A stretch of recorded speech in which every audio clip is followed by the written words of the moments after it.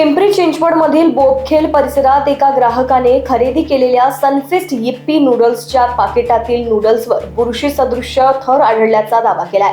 पाकिट उघडल्यानंतर नूडल्सवर काळपट हिरवट थर असून दुर्गंधी येत असल्याचे ग्राहकाचे म्हणणे आहे। संबंधित उत्पादन मुदत बाह्य होते, साठवणुकीत त्रुटी होती की उत्पादन प्रक्रियेत दोष होता, हे अधिकृत तपासणीनंतर स्पष्ट होणार आहे। या घटनेमुळे पॅकबंद खाद्यपदार्थांच्या गुणवत्तेबाबत आणि अन्न सुरक्षेबाबत प्रश्न उपस्थित झाले आहेत।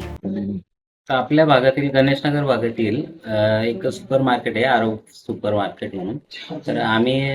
तर मी माझ्या मिसेसने घेतली त्याकडून एपी नूडल आपण नेहमी घेतो आणि खातो, आपण नाश्त्यासाठी घेत होते या गोष्टी।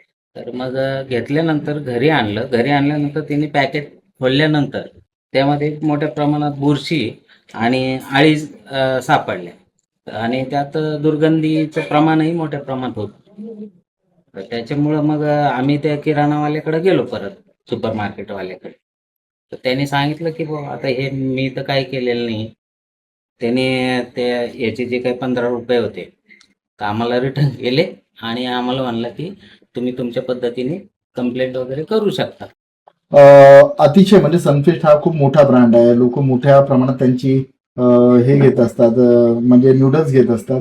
काय अशा प्रकारच्या ब्रँडमध्ये अशा प्रकारचं निकृष्ट साहित्य देणं म्हणजे त्याची एक्सपायरी म्हणजे पॅकिंग होऊन 1 महिना पण नाही झाला होता, 1-2 महिने, आणि एक्सपायरी जवळपास 5-6 महिन्याची बाकी असताना अशा प्रकारचं निकृष्ट सामान खाद्यपदार्थ विकत आहेत, काय म्हणणं आहे त्याविषयी? तर ऍक्च्युली त्यांना मी त्यांच्या कस्टमर केअरवर फोन पण केला, त्या संदर्भात त्यांनी पण माझी कंप्लेंट घेतलेली आहे। तर मी त्यांना सांगितलं की बाबा तुम्ही ते म्हणले की हे पॅकेट आम्हाला रिटर्न द्या, की आम्ही पाहू लॅबमध्ये त्यामध्ये काय फॉल्ट आहे आणि तुम्हाला रिप्लेस मिळेल, नाही का। तर म्हणलं रिप्लेसचा विषय नाही आहे, हे म्हणजे एखाद्या व्यक्ती संग एक व्यक्ती बरोबर ते एक प्रकारे हो त्याच्या आरोग्याशीच खेळ आहे ना। तर ते आपल्या समोर आलं आहे त्यामुळं आपण ते समोर मांडलं आहे, असं प्रकार।